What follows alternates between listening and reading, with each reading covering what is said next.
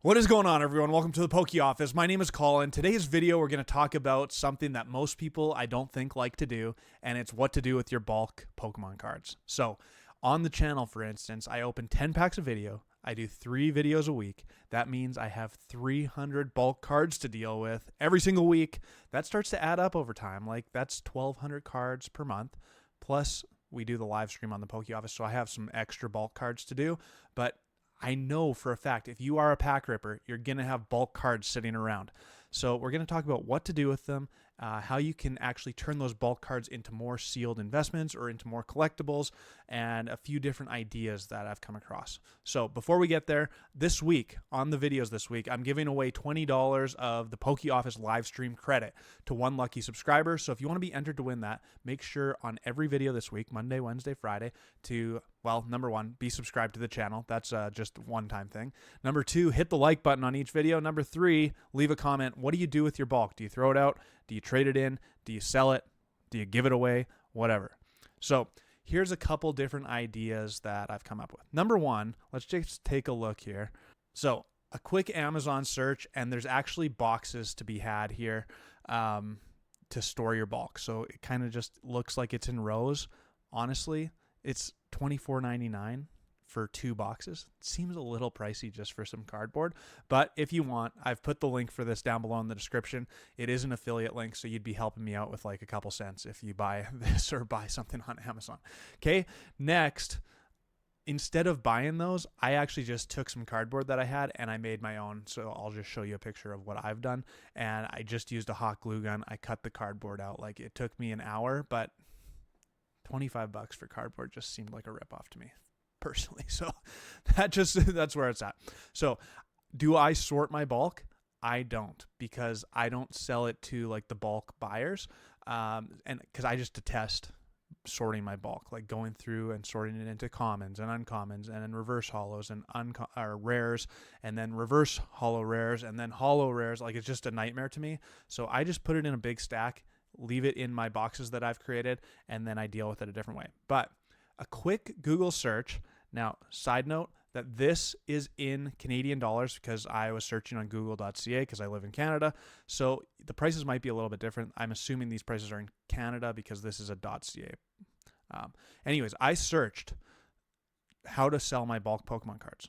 And immediately, this is like the top result, and it's just infinitycards.ca. I'm not associated with them in any way whatsoever, so I have no idea if this actually is good or not. But sell your bulk. Here is some prices, okay? Energies, not currently accepting energies. That's fine. Those are kind of garbage. I use it to write names for people and all that kind of stuff. Commons and uncommons, 1 cent per card. Rares are 6 cents per card. Common, uncommon, rare, and those are hollows and reverse hollows. Those are 6 cents a card as well. And then rare reverse hollows are 9 cents. Not too bad. And you could get 50 cents for bulk Vs, GXs, EXs, trainer galleries, and bulk code cards, 3 cents. Honestly, not that bad. Here's the problem with selling bulk cards to companies like this, from my perspective. And I don't have a problem if you do it, because I think that's awesome. It's a great way to get rid of your bulk, to get more sealed product for yourself, to get more product to rip for yourself, or to just like gain some more collectibles. Like, that's awesome. But I detest sorting my Pokemon cards. It just is stuff that it's time that I don't want to take to do it. And number 2, you have to do all the shipping, and you have to make sure that they actually work, and if your measurements or if like your counting is off, like, it's just a lot of work, petty work that I don't particularly like doing. So another way that I've found to do it is to go on Facebook, and in the city that I live in, it's a city of about 100,000 people. So depending on where you live, this may or may not be applicable to you, but this is the best way I've found to do it. Okay, so in the city I live, there's a 24-hour auction group on Facebook. So I join this group and I start listing Pokemon cards on there on a 24-hour auction. This is what I do. I create a starting bid of free. So this is why I don't feel bad about doing this either, because if someone gets my cards for free, I'm totally happy with it. Like, I am putting it out into the world that if kids want it and they get it for free on the auction, that's absolutely great. But if people bid on it, then I get a little bit of money, and I don't feel bad because they're choosing to bid on my stuff. So it's not like I'm gouging people for my bulk Pokemon cards, because some people are like, you should just give those away. why not make a couple bucks on them? Like, there's some valuable cards. Kids love them. And parents are willing to pay a little bit of money towards some bulk Pokemon cards. So I post. This is the best way I've found to do it. So I usually just post 2,000 cards, 2,000 bulk cards on this auction. I'll show you a picture on the screen here of what it looks like. This is the picture I take. So I usually post 2,000. I do 5 columns and 2 rows of 200 cards each, if that makes any sense. You'll see it in the picture. And usually around 1,600 just common, uncommon, like non-holo cards. Now, in Scarlet and Violet era, all the rares, I believe, are holos. So I could be wrong about that. I actually don't know for 100% certainty, but I usually do 1,600 of the non-holo cards. And then 400, maybe 500, maybe 300, depending on how many I have at the current time. I make just a stack of reverse holo and holo cards, and I don't sort them whatsoever, but those stacks are all reverse holos. Like, that is the amount of sorting I do. When I'm ripping packs, I put the non-holos together and I put the holos and reverse holos together just so that I have 2 stacks. But that's like an active process while I'm actually ripping open the packs. So that's what I do. And I separate the energies as well. So I do a little bit of sorting, but as minimal as possible. Okay. Then I just post it as a starting bid for free. I post that there's no like big holo or full art cards. Like, I'm very upfront about it. This lot includes 1,600 common, uncommon trainer cards that aren't holo and 400 reverse holo / holo cards. That's what I usually put in my description. Starting bid is free.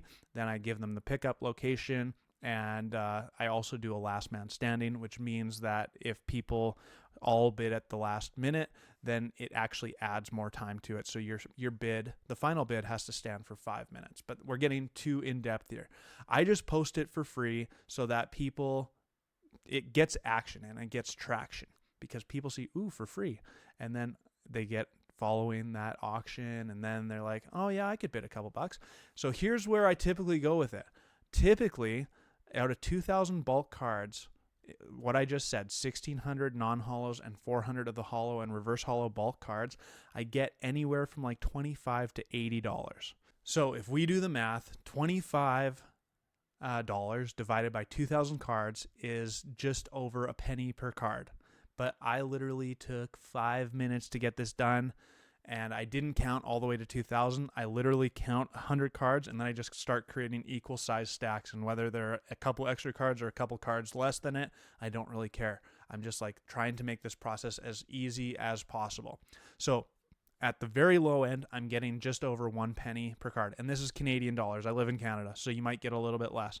But on the high end of things, I get $80 for 2,000 cards. And that is 4 cents per card. And honestly, for commons and uncommons, 4 cents a card, pretty good. I'm pretty happy with that. But I also know that if one of my auctions doesn't get some traction and people just don't find it on the auction page, or people aren't interested in bidding on it, I don't care if a kid gets my cards for $5 for 2,000 cards. Like, that's fine.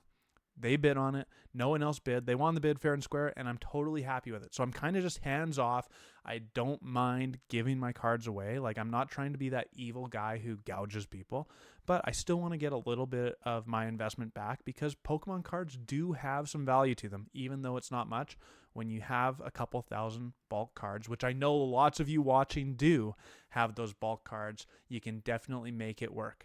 Now, if you want to go full-fledged into the other realm, you could just give your cards away. And there's always going to be places you could drop them off at a church, or you could drop them off at a daycare, or you could drop them off all sorts of different places. I'm sure schools would probably take them too, where you're dropping off Pokemon cards for kids who can't afford them or whatever. Like, props to you if you do that, because that's awesome as well. So those are kind of like the 3 options. So what did we go over today? Number 1, just build a box to hold your Pokemon cards in. I've seen people put them in the ETBs that they open too, like the empty Elite Trainer boxes.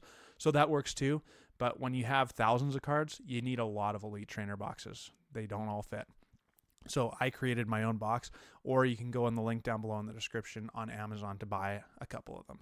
Next, you could Google search just how do I sell my bulk Pokemon cards, or just sell my bulk Pokemon cards. Find one of the good options that's close to you. Ship out your cards to them. They're going to have like an actual kind of template of the process that you need to follow. But the downside to that is that you are going to have to sort all your cards. You're going to have to count them correctly. You're going to have to sort them into common, uncommon, trainers, rares, holo rares, reverse holo rares, all that kind of stuff. And that just is too much nonsense work for me.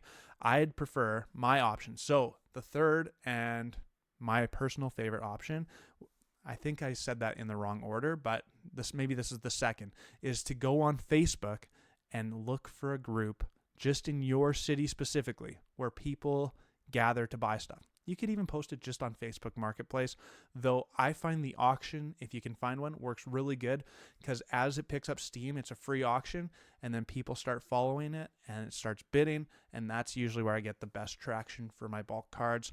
Alternatively, if you just want to give it away, that is also amazing, and props to you. You could find all sorts of different places. I'm sure lots of places would love to take your free Pokemon cards and give them out to kids. So that's kind of just a quick little video of discussing my thoughts on bulk. Honestly, that has funded so many extra things for what's behind me and what's in my Pokemon closet, and just like buying extra packs. So it's a good way to get a little bit of extra money. Who doesn't want to open up a few more Pokemon packs with stuff that you already have that you can get a couple extra dollars for, right? So with that money, it's time to open up some packs. All right, here we go. It's been a minute, but I haven't. All right, here we go. It's been a minute since I've opened Temporal Forces. Like, I remember it wasn't that long ago that I made a video talking about Temporal Forces being kind of the forgotten set. It was, I don't know, there's just so much going on with the Japanese market crashing, and then new sets coming out. Yes, sir, that is a good first hit right there. Full art Gengar. This was a big card on like release weekend of this set. Not so much anymore, but it is absolutely gorgeous. I thoroughly enjoy that card. Who doesn't enjoy a good Gengar card? Right? Right? Is this going to be a good opening? I wouldn't mind. All right, so speaking of bulk, you can see right here. I don't know if, there we go, right there. That's where I put my bulk. And immediately, like while I'm recording this, while I'm opening it, I take out the code card. I give it to you guys, whoever gets it, okay? I put that in its own pile. Then I take out the energy, put that in its own pile. And then as I'm going through these, I'm putting that in the non-holo pile. As soon as I get to this one, I go here, and now it's in a holo pile. That, and then of course the actual hits, I sleeve up, even if they're worth 50 cents, because these ones too, that's the thing I didn't talk about. You could easily include a couple full art cards in your auction or in your Facebook Marketplace post, and I'm gonna be honest, when parents or kids see that kind of stuff, they're like, ooh, I don't have that one yet. That's a really shiny one. That's a special one. Because at the end of the day, most kids in the hobby don't know the difference between a $100 card and a 50-cent card. Like, especially when parents are buying for their 6 or 8-year-old kids, they don't know the difference. They just really like Pokemon. Like, they're getting into the hobby. They're learning how to appreciate cards. So they don't need the $20 or $30 or $100 cards, right? They just need some good Pokemon cards, like this one, that they can really enjoy and they think is really cool. And if they damage it, or if they bend it, or if they scratch it, whatever, it doesn't really matter. So I think, like, I don't want to sound like I'm just this holy person or whatever, but I think you're actually doing people a favor by offering these bulk Pokemon people, because lots of parents don't know any better to go get them from Walmart, and they don't want to be paying $5 per pack at Walmart to get only 10 cards. They'd rather just have a big lot of common and uncommon cards for their kids to play with, and so I think that's actually a good thing in my opinion. So let me know what you think. Maybe I'm way out to lunch, but that's my current take on the bulk Pokemon cards. I know I interviewed PokePair earlier this week, and John from PokePair was saying he has a guy, so they've been able to get like sealed booster boxes just by trading in their bulk. Why wouldn't you do that? I mean, I guess there's a third option or a fourth option as well, is that you could actually sort through your bulk, follow the TCG game. Like, there's the Buddy Buddy Poffin regular card that you could sell for like, ooh, we got a gold card. You could sell it for 50 cents or $1 pretty easily because everyone needs those for their deck. So if you want to do that, like, that just takes more work that I don't have time to do right now. Come on, baby, be something good. Iron Crown. Well, I'll take that all day long. All day long. I mean, honestly, 4 hits out of 9 packs, including a gold Iron Crown and the ultra rare Gengar. No special illustration rare, but this has been a pretty good video, I'm going to be honest with you. Pretty good video. And this is the last pack. Come on. Nothing there. Another something. Come on.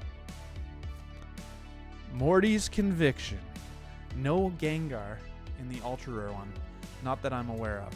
But this special illustration rare version is really cool. Honestly, how do you complain about that? 5 hits out of 10 packs of Temporal Forces? Luck is turning. Come on. Morty's Conviction. Iron Crown.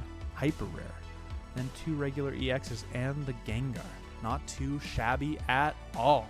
And that's going to do it for me at the Poke Office. Hopefully you enjoyed the video. I'm going to be at card parties, so my videos might be a little slow coming out in the coming days, but I'll be back with lots to talk about. Hope you enjoyed it, and until my next video, peace!